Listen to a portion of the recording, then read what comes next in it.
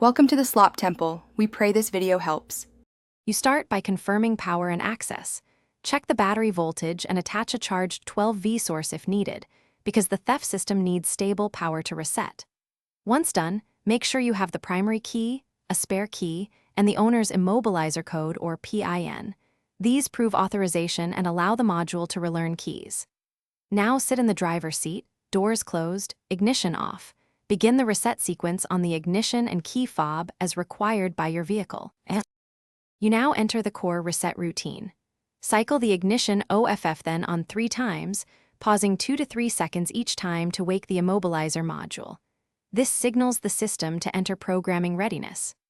Next, press and hold the key fob lock or unlock button or the vehicle valet/program button, following your model's specific sequence to force the module into learn mode. Make sure to watch the dash LED or listen for a chime.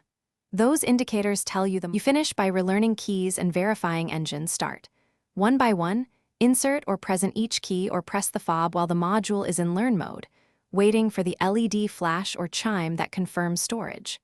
Once all keys are learned, test start the car with each key, allowing 10 to 15 seconds for the ECU and immobilizer to sync.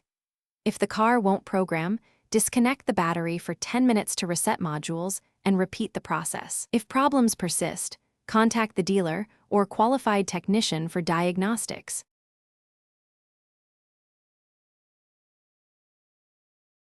Thanks for watching.